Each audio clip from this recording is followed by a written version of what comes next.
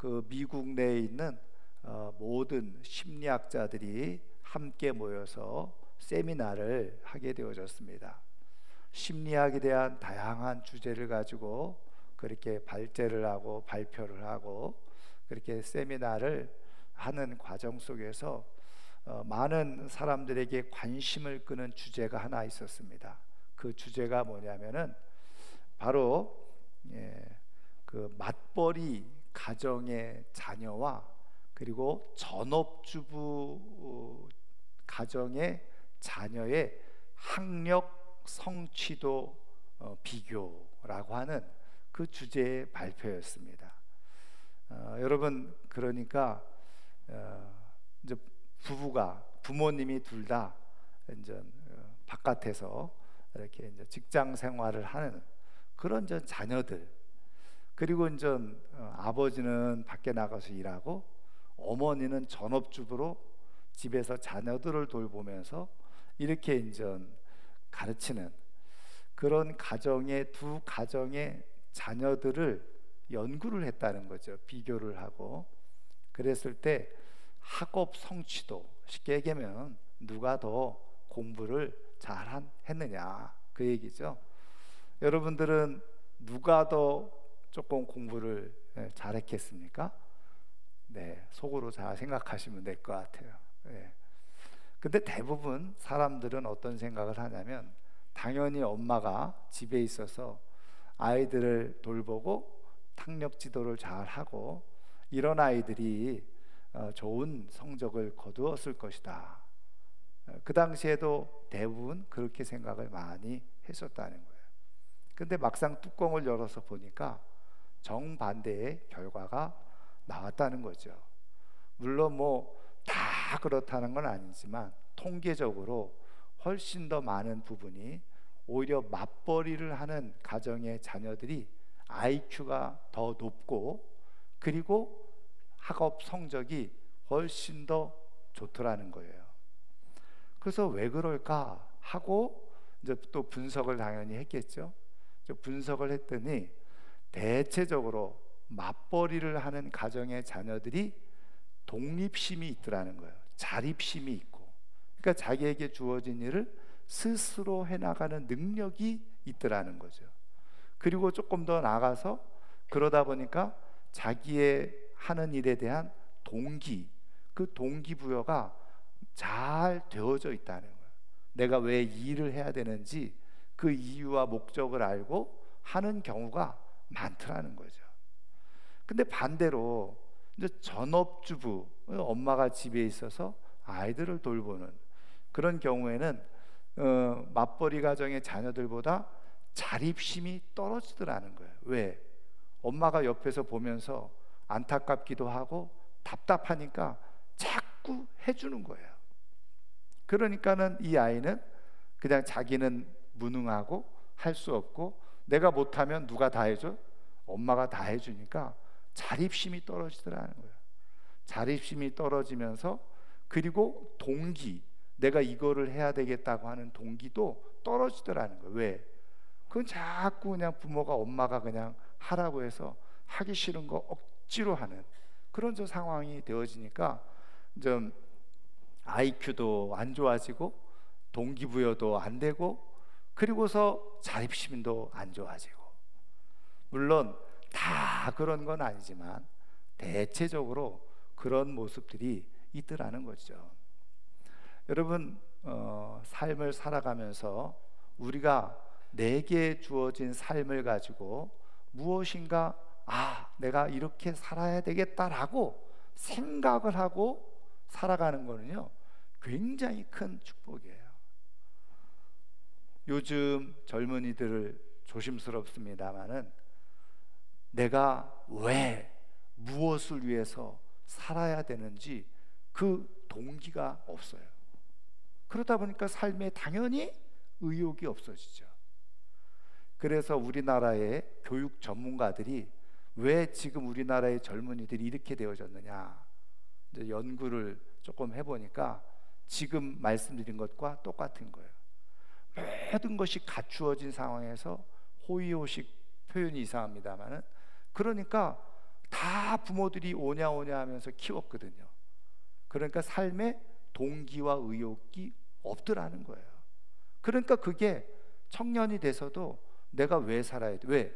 그동안 계속 부모가 이렇게 해라 이렇게 해라 이렇게 해라 해서 해왔거든요. 근데 막상 자기가 어른이 돼서 자신의 삶을 살아가려고 하니까 어떻게 살아야 되는지 모르는 거예요. 왜? 그동안 계속 부모가 하는 대로 하라는 대로 해왔기 때문에 수동적 삶을 살아온 거죠. 그러니까 막상 어른이 돼서도 자기의 인생을 어떻게 살아야 될지는 모르게 되어지는 그런 상황이 되어졌다는 거예요. 그런 의미에서 어렸을 때부터 자립심과 스스로 할 수 있도록 독립심을 키워주고, 그리고 거기에 따르는 삶의 동기, 무엇을 왜 해야 되는지 동기를 잘 가르쳐 주는 것이 굉장히 중요하다는 거예요. 여러분, 삶을 살아가는 데 있어서요, 이 동기가 부여된다는 것은 굉장히 큰 의미가 있습니다. 다시 말하면 왜 내가 이 일을 해야 되고, 이 일을 하게 될 때 어떤 일이 일어나고, 그리고 내가 왜 이 일을 해야 되는지, 어떻게 해야 되는지, 그것을 계속 발견하고 그것을 깨닫고 살아가는 사람하고 그렇지 않은 사람하고는 삶이 질적으로 달라지게 되어집니다. 여러분, 그래서 이 교육 심리학자들이 중요하게 여기는 것 중에 하나가 뭐냐면, 아이들을 키울 때 동기부여가 잘 돼야 된다는 거예요. 근데 여러분, 이 동기가 뭡니까? 동기라는 말의 뜻은 뭐냐면 인간의 행동을 일으키는 근원적인 힘이다. 그러니까 동기 유발, 동기부여 이런 말 하잖아요. 그러니까는 삶을 살아가는 사람이 어떤 행동을 일으키는 데 있어서 근원적이고 본질적인 힘이 바로 동기라는 거예요. 그래서 어떤 행동을 발생시키고 어떤 행동을 유지시키고 그리고 그 행동을 계속 그 방향으로 이끌어가는 것, 그것이 바로 동기라는 것입니다. 그래서 대부분 나름대로 삶을 질적으로 좋은 삶으로 성공적으로 삶을 살아가는 사람들을 연구해 봤더니 무엇이 잘 돼 있더라는 거예요? 그 동기, 삶을 살아가는 동기가 아주 강하다는 거죠. 그래, 그 얘기는 뭐냐면 내가 왜 이 일을 해야 되고 내가 왜 이 삶을 살아야 되는지가 아주 분명하고 정확하고 확실하다는 거예요. 그러다 보니까 삶을 그들이 생각하는 대로 삶을 멋지게 살아가는 그런 일이 있다는 거죠. 여러분, 동기가 강한 거예요. 그런데 저 재미있는 것은, 그럼 이 동기가 이렇게 강하게 되려면 어떻게 해야 되느냐? 그것도 연구를 당연히 했죠. 이 동기가 강하려고 하면요, 정신적으로 성숙해져야 된다는 거예요. 정신적으로 성숙해지면 이 삶의 동기가 강해지고 동기부여가 잘 되어져서 삶을 그렇게 살아가게 되어진다. 그러니까 이거를 이렇게 같이 버물려서 얘기를 하면 이런 얘기가 되겠죠. 정신적으로 성숙한 사람들이 삶의 동기를 정확하게 알고 살아가니까 삶을 더 어떻게 해요? 반듯하고 올바르게 질적으로 나은 삶으로 살아갈 수가 있는 거예요. 정신적으로 성숙한 사람. 그 반대로 얘기하면 정신적으로 미성숙하잖아요. 정신적으로 미성숙하면 내가 아무리 공부를 잘했던 돈이 많던 뭐 배경이 좋던 이런 것과 상관없어요. 정신적으로 미성숙하면 왜 살아야 되는지 의미를 몰라요. 어떻게 살아야 되는지도 몰라요. 그러니까 어떻게 살아가는 거예요? 마음대로 살아가는 거죠. 자기 편한 대로 살아가는 거예요. 그러다 보니까 삶의 질이 떨어지고 행복한 삶이 되어지지 못하게 되어지는 겁니다. 여러분, 우리가 신앙적으로도 마찬가지입니다. 영적으로요, 영적으로 좋은 은혜 속에서 풍성한 하나님의 은혜를 삶을 살아가는 사람들은 영적 동기가 아주 강합니다.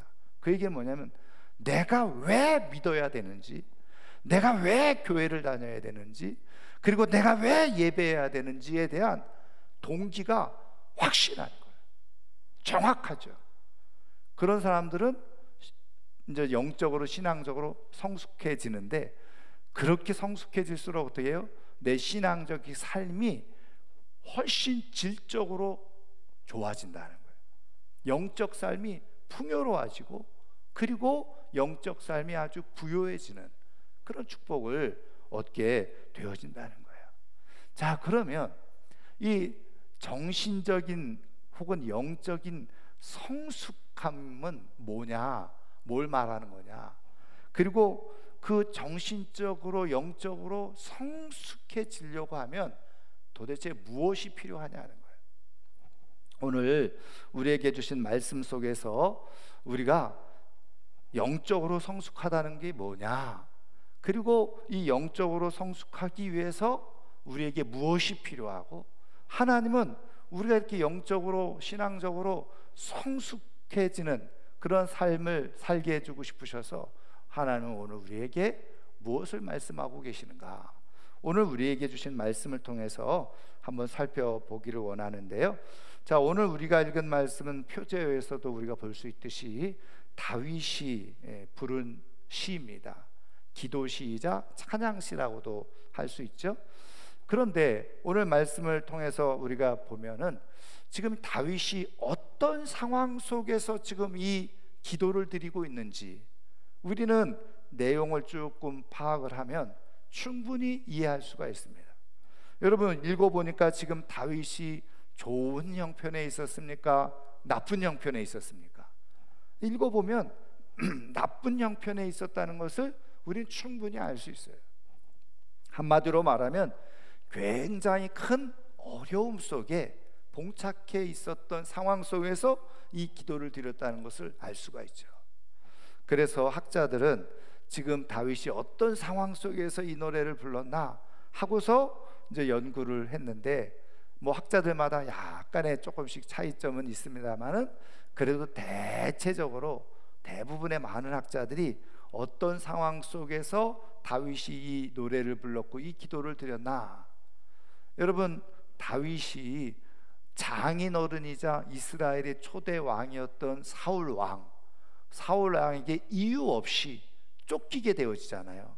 사울 왕이 장인이면서 왕인데 자기 사위를 그냥 죽이려고 하는 거예요. 성경을 우리가 읽어보면은 악한 신이 사울 왕에게 임해서 정신적으로 문제가 생긴 거죠. 이제 우리가 심리학적으로 이제 학자들이 보면은 이제 다윗에 대해서 열등 의식을 느껴서 사울 왕이 다윗을 그렇게 죽이려고 했다는 거죠. 왜요?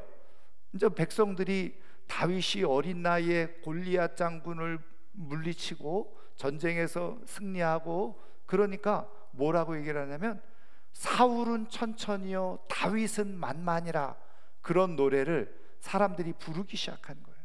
그 얘기는 뭐예요? 사울 왕은 1000명 죽였다면 다윗은 10,000명을 죽였다는 거예요. 그러니까 사울 왕이 듣기에는 마음이 별로 좋지 않았던 거죠.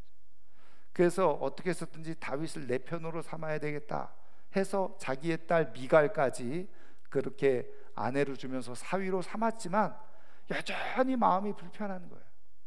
그러니까 마음이 충동이 일어나고 화가 나고 시기 질투가 심해지니까 막 창을 던져서 그냥 다윗을 죽이려고 하죠. 그래서 할 수 없이 다윗이 어떻게 합니까? 이제 피하죠. 도망 다니는 신세가 된 겁니다. 근데 무려 어느 정도요? 이제 학자들이 대략 다윗이 골리앗을 물리쳤을 때 나이가 17살 정도 이렇게 보죠. 10대 중후반 정도 봅니다. 그런데 다윗이 유대 왕이 될 때가 30세였으니까 약 뭐 작게는 13년서부터 그 정도, 그러니까 10여 년 동안 정말 억울하게 자기는 그럴 마음 조금도 없는데 그냥 쫓겨다니는, 도망다니는 그런 형편이 되어졌어요. 그래서 유대 땅에는 있을 수가 없어가지고 어디까지요? 그 적국인 블레셋 땅에 가가지고 거기서 미친 척하면서까지 지내야만 되는 그런 상황에까지 이르게 되어요. 그러니까 다윗이 이렇게 도망다니고 쫓겨다니면서 두 다리 쭉 펴고 잠을 자고 살아갈 수 있었겠습니까? 여러분, 우리는 그냥 넘 얘기라고 13년 고생하는 거 13년, 에휴, 내 인생에 비하면 아무것도 아니지 이렇게 생각하기 쉽지만 여러분 13년 동안 정말 밤낮이고 자기가 언제 어떻게 죽을지도 모른다 라고 생각하면서 쫓겨다니는 것, 마음이 편했겠습니까? 몸이 편했겠습니까? 그래서 지금 다윗이 그런 상황 속에서 지금 하나님 앞에 기도를 드리는데, 여러분 다윗은 하나님의 사람이었고 하나님을 의지하는 사람이었잖아요. 그런데 자기는 아무 이유 없이 이렇게 도망다니고 쫓겨다니고 죽을 위기에 놓여져 있으니까 얼마나 답답했겠어요. 다윗이 기도 안 했겠습니까? 기도했겠죠. 그런데 여전히 자기의 삶은 좋아지지 않는 거예요. 더 힘들어지고 더 어려워지고 더 고단하고 더 외로워지고. 그래서 오늘 시편 13편을 읽어보면 1절에 보세요. 여호와께서 어느 때까지 나를 영원히 잊으시나이까. 어느 때까지. 세번역 성경에는 이거를 언제까지 이렇게. 그래서 하나님, 도대체 언제까지 내가 이런 고생을 해야 됩니까? 하나님, 내가 언제까지 이렇게 고단한 인생을 살아야 됩니까? 하나님, 내가 도대체 언제까지 이렇게 힘겨운 삶을 내가 살아가야 됩니까? 내가 언제까지 이렇게 억울한 삶을 살아가야 됩니까? 이렇게 하소연을 하고 있는 거예요. 뿐만 아니라 어떻게 해요? 나는 두렵습니다. 이렇게 고백하죠. 여러분, 그래서 3절 말씀해 보세요. 여호와여 내 하나님이여 나를 생각하사 응답하시고 나의 눈을 밝히소서. 두렵건대 내가 사망의 잠을 잘까 하오며. 나는 지금 두렵습니다. 사망의 잠을 잘까, 내가 이렇게 쫓겨다니다가 그냥 죽게 될까 봐 나는 지금 두렵습니다.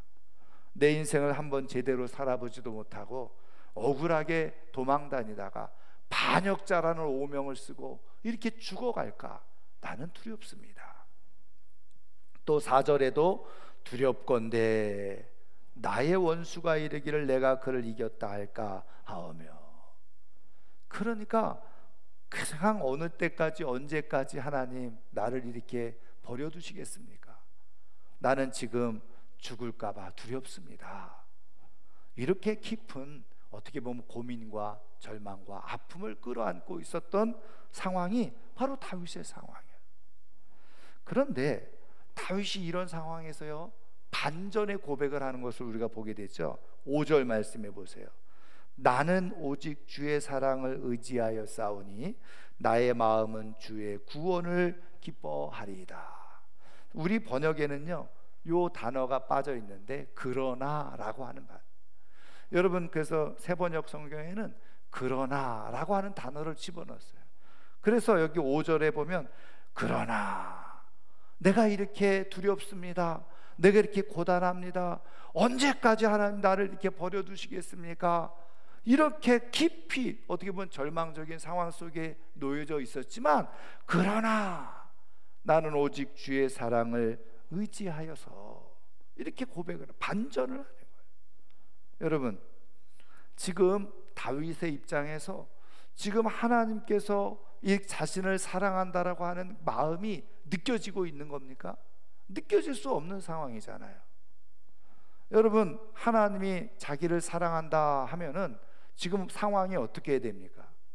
조금 힘들고 어려운 상황이 있다고 할지라도 빨리 뭐 사울 왕의 마음을 바꿔주시든지 아니면 사울 왕이 죽든지, 그래서 자기가 여기로부터 해방되어지고 이렇게 쫓기고 도망다니고 억울한 반역자 그냥 오명을 뒤집어 쓴 게 다 그냥 바뀌어지고, 그게 아니라는 것이 사람들에게 알려지고, 그래서 자기의 삶이 달라져야지 하나님의 사랑이 느껴지는 건 아니에요.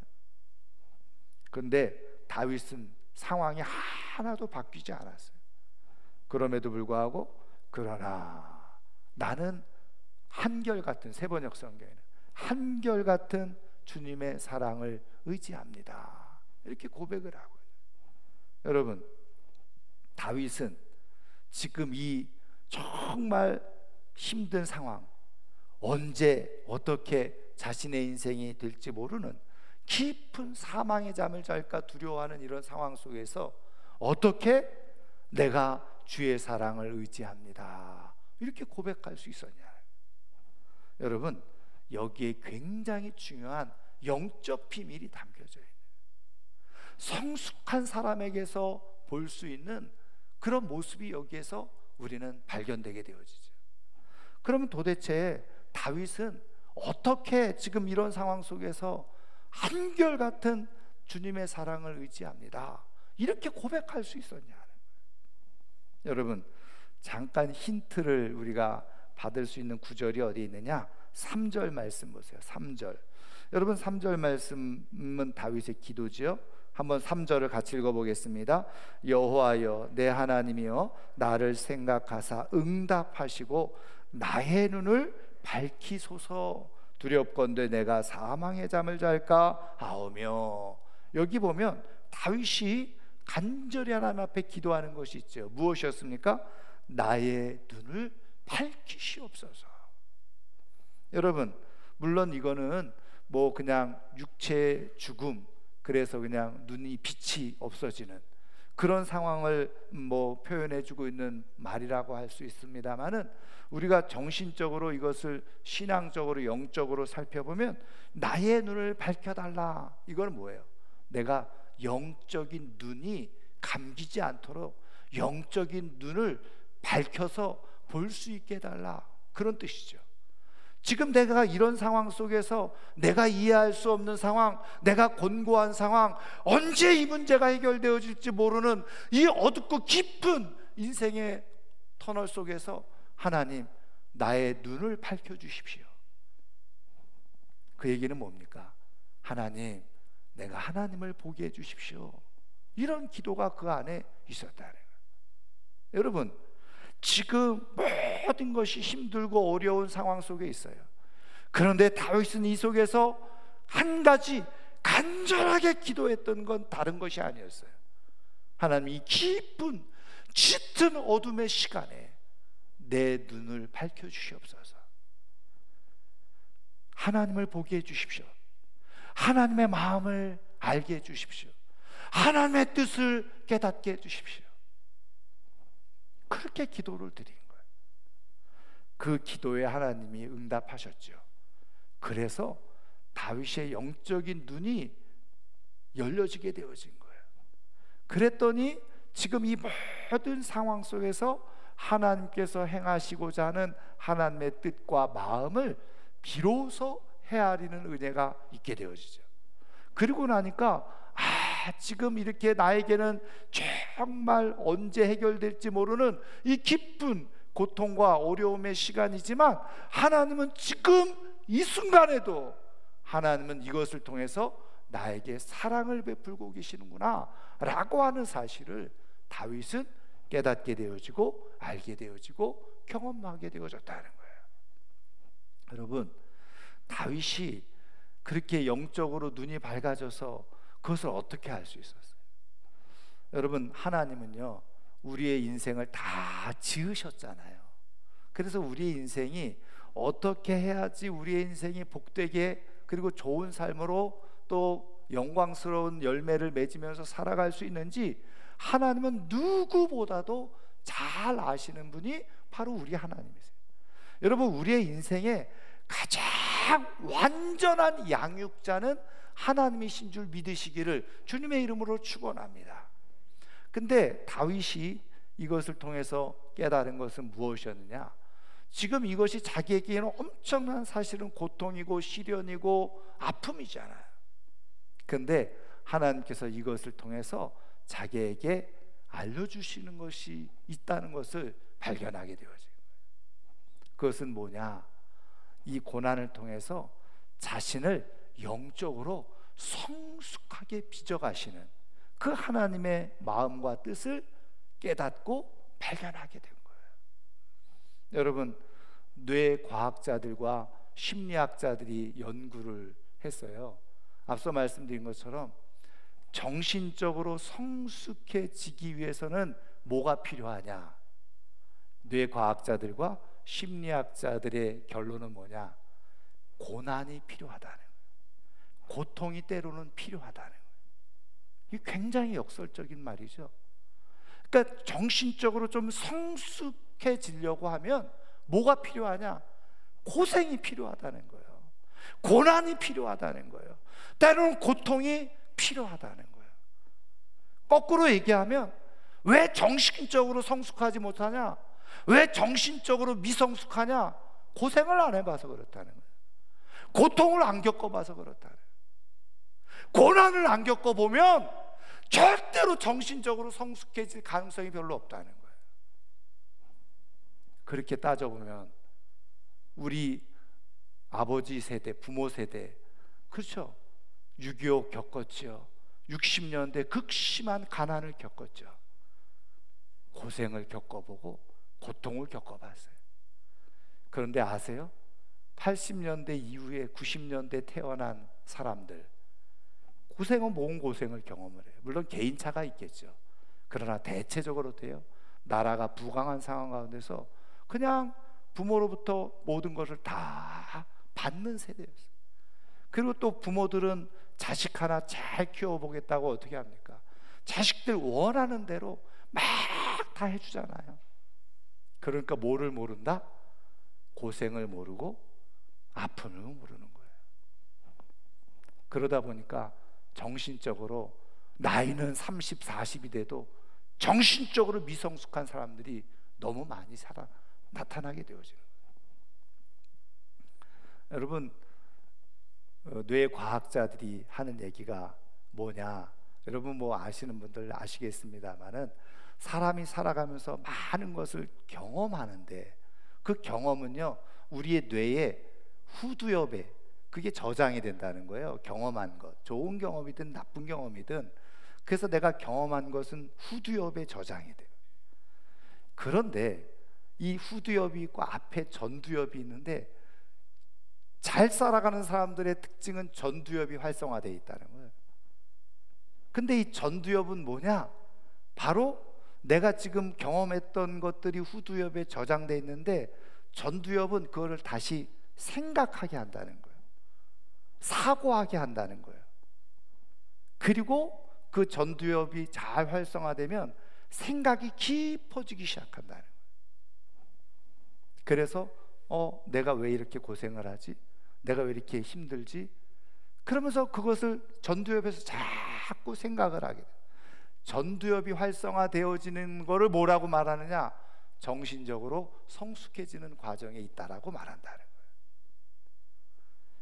여러분, 애들이 게임 많이 하잖아요. 게임이 왜 폐해가 심하냐? 게임을 하면 후두엽만 활성화돼요. 전두엽은 죽어 있어요. 한마디로 말하면 생각하는 기능이 없어지기 시작한다. 여러분, 텔레비전을 계속 보고 있잖아요. 경험하잖아요. 후두엽에 남아. 근데 텔레비전만 계속 보고 있으면 무슨 기능이 떨어지느냐? 전두엽의 기능이 떨어져요. 생각을 안 하려고 합니다. 그래서 요즘 죄송합니다만은 요즘 애들 물어보면 생각이 없어요. 왜? 전두엽을 움직이지 않으니까. 왜? 고생을 겪어보지 않으니까. 고통을 겪어보지 않으니까. 그러니까 전두엽이 활성화가 안 된다는 거예요. 그런데 고생을 해보고 고통을 겪어보면 전두엽이 활성화가 되기 시작해요.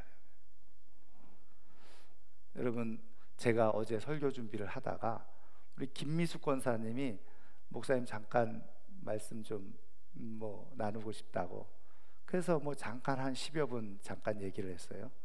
김미숙 권사님이 이렇게 어려운 아동들을 돌보는 그런 일을 하고 계시는데 최근에 한 2, 3주 전에 본인이 새로 맡게 된 아동이 있다는 거예요. 30개월 아동인데 부모님은 공무원 맞벌이하고, 근데 이 아이가 발달 장애를 가지고 있다는 거예요. 그래서 이 김미숙 권사님이 한 주에 2번씩 재활 교육을 이렇게 할 수 있도록 이제 데려다주고 이런 일을 하는데 30개월 그러면 한 4살 이 정도 됐겠죠. 근데 발달 장애를 가지고 있으니까 몸이 이제 제대로 이제 잘 움직여지지 않죠. 그러니까 이제 재활하는 데 가서 안 쓰는 근육을 쓰게 하고 해서 어떻게 쓰는지 움직일 수 있게 하고. 근데 이제 이 정신적으로는 그냥 다 모든 것을 보고 듣고 알고 느끼고 생각하고 또 말도 하고 조금 말이 느리긴 하지만, 그런데 이제 권사님이 하는 얘기가 애가 4살밖에 안 됐는데, 30개월밖에 안 됐는데 생각하는 게 너무 의젓하다는 거예요. 왜 그런지 아세요? 얘가 재활, 어린 나이에 재활을 받잖아요. 안 쓰는 근육을 쓰게 하려고 억지로 그렇게 재활 훈련하면서 정말 땀을 흘리면서 눈물을 흘리면서 그 고통 때문에 그렇게 재활 훈련을 받고 있다는 거예요.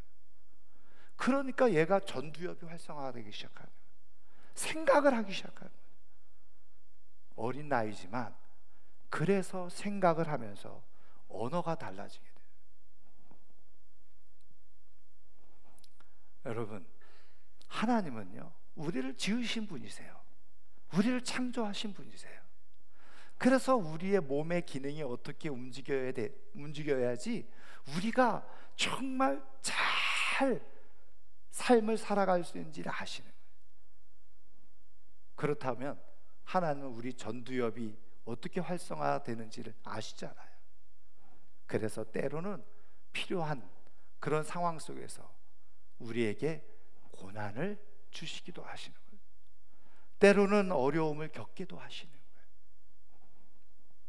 제가 읽은 책을 읽어보니까 그러면은 애들을 고생시켜야 되겠네. 그럴 필요 없다는 거예요. 간접 경험을 시켜주라는 거예요. 그래서 왜 유대인들이 뛰어난 그런 동기를 가지고 인생을 살아가는 유대인들은 어렸을 때부터 계속 무슨 교육을 시키냐면 그 홀로코스트에 방문해서 우리 조상들이 이런 고생을 했다, 간접 교육을 계속 시킨다는 거예요. 그래서 너희들이 이런 고생을 하지 않으려면, 이런 고통을 당하지 않으려면 어떻게 살아야 되느냐, 계속 그것을 반문한다는 거예요. 그러면 나는 이런 고생하지 말아야지, 나는 이런 고통을 겪지 말아야지, 그러면서 전두엽이 활성화되고 그러면서 성숙해지기 시작한다는 거예요. 삶의 동기를 발견한다는 거예요. 그리고 중고등학교 올라가면 모든 학교에서 반드시 시키는 교육이 있는데 뭐냐? 죽음 교육을 시킨다는 거예요. 죽음 교육. 죽음이 어떤 것인지를 알게 하고 죽음이 무엇인지를 깨닫게 하고, 그러면서 이 죽음이 우리에게, 나에게 주는, 인생에 주는 의미가 뭔지, 그러면서 인생을 살아가는 동기를 정확하게 심어준다는 거예요. 그게 바로 간접 고통 경험이에요. 간접 고난 경험이라는 거예요. 우리 하나님은 우리 인생의 완전한 양육자세요. 그래서 때로는 우리에게 고난이 필요할 때 그것이 우리를 정신적으로 더 성숙하게 하고 내가 삶을 어떻게 살아야 되는지를 발견하게 하고 깨닫게 하도록 하시기 위해서 하나님은 때로는 우리에게 고난의 시간을 허락해 주신다는 거죠. 다윗이 깨달은 것은 그것이었어요. 그래서 다윗이 그 눈이 열어져서 그 하나님의 마음을 알고 하나님의 뜻을 알고 보니까 이 고난도 하나님의 사랑이라는 것을 깨달은 거예요.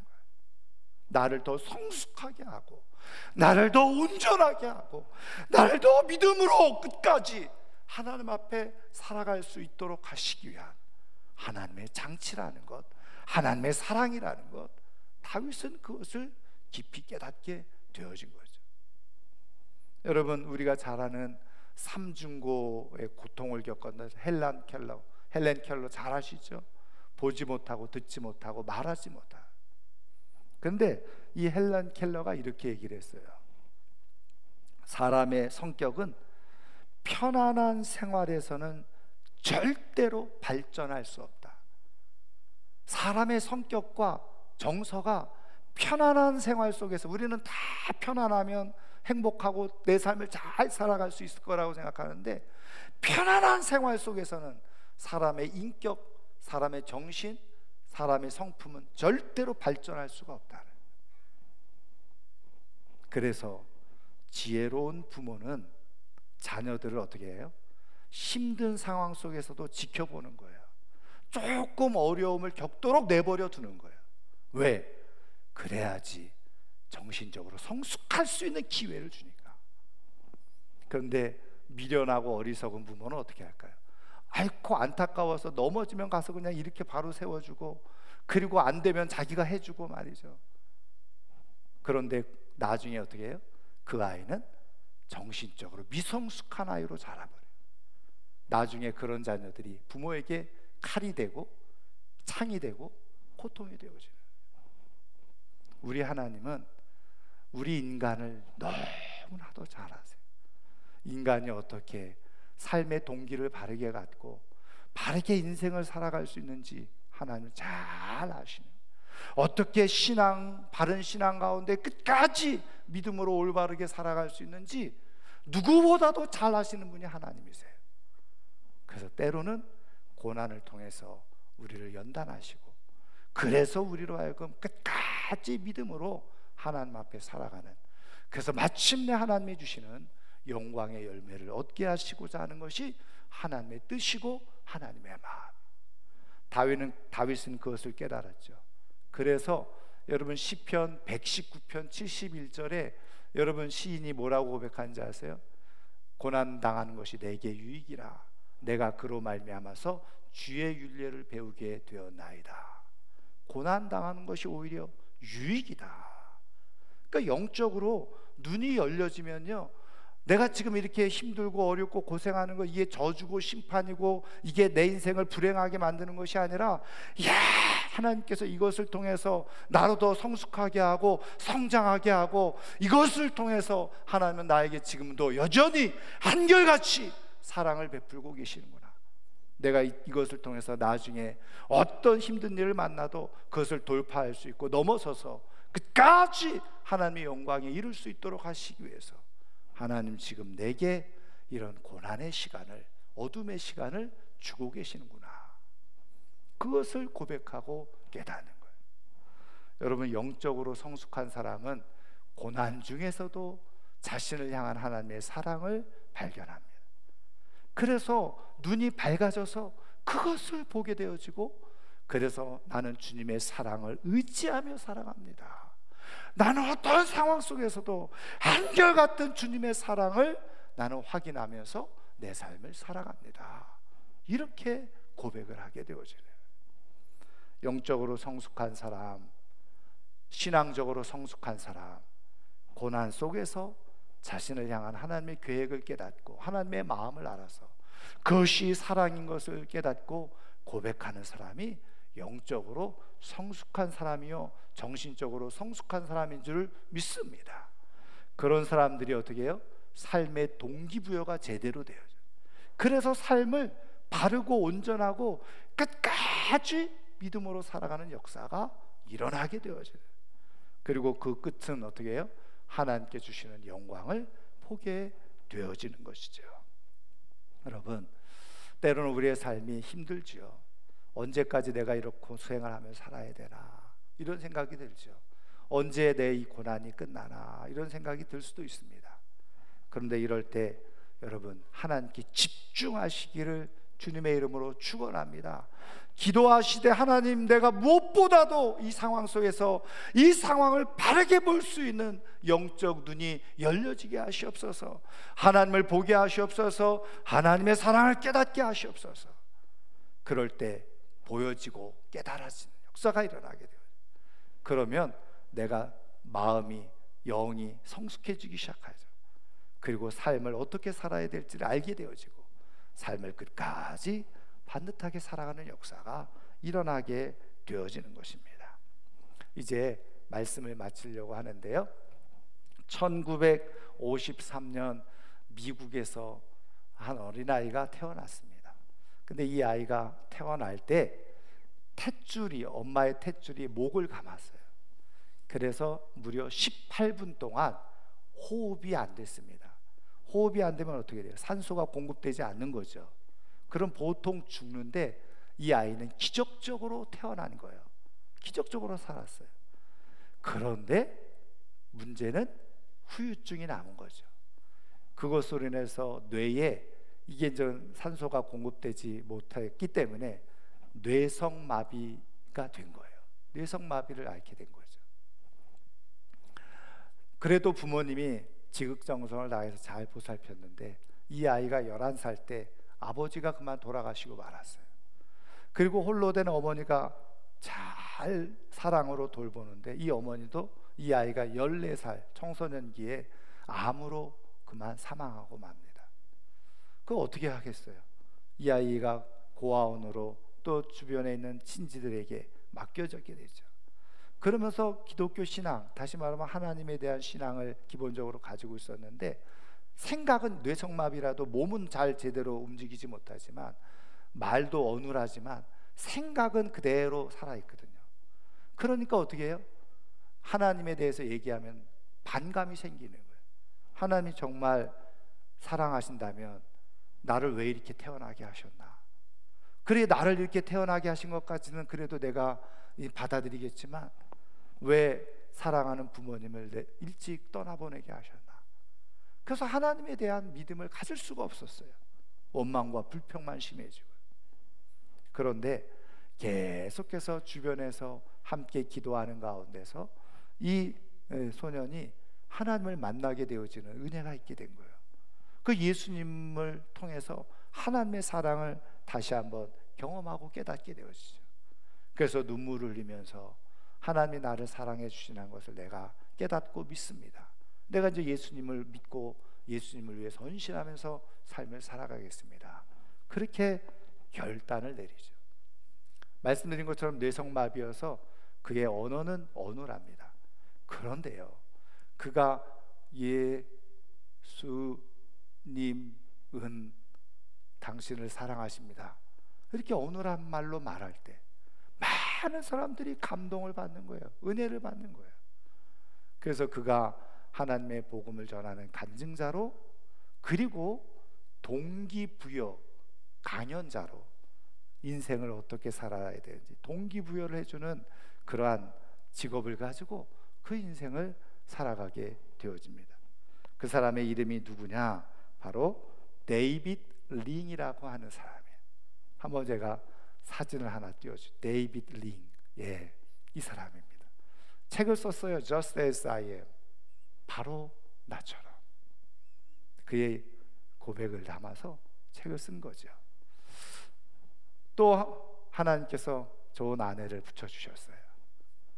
아내와 네 자녀 두고 지금 복되게 삶을 살아가고 있다는 겁니다. 데이빗 링이 늘 어디 가서든지 이렇게 얘기를 한다고 합니다. 나는 뇌성마비를 가지고 있습니다. 그러나 뇌성마비가 나를 지배하지 못하게 합니다. 나를 주관하시는 분은 오직 하나님이십니다. 왜라고 묻지 마십시오. 왜라고 묻는 질문에는 하나님의 사랑이 담겨져 있지 않습니다. 이렇게 질문하십시오. 하나님, 내가 이 상황에서 무엇을 해야 할까요? 그럼 거기에서 하나님의 음성이 들려지고 하나님의 뜻이 깨달아지고, 그러면서 내 삶은 더 좋은 삶으로 만들어지게 될 것입니다. 사랑하는 성도 여러분, 내 삶이, 지금 현재 내 삶이 나를 지배하지 못하게 하십시오. 하나님의 사랑이 나를 지배하도록 여러분 기도하시기를 주님의 이름으로 축원합니다. 나에게 왜 이런 일이 있냐고 묻지 마시고, 하나님, 이런 상황 속에서 내가 어떻게 해야 될까요? 이렇게 하나님 앞에 묻는 가운데 하나님께서 주시는 음성을 듣고 하나님의 사랑을 깨닫고 정신적으로 영적으로 더 성숙한 모습을 가지고 삶을, 모든 어려움을 관통해서 살아가는 가운데 하나님의 기적의 역사를 경험하며 살아갈 수 있는 하나님의 사람들이 다 될 수 있기를 주의 이름으로 축원합니다. 축원합니다. 기도하겠습니다. 오늘 말씀을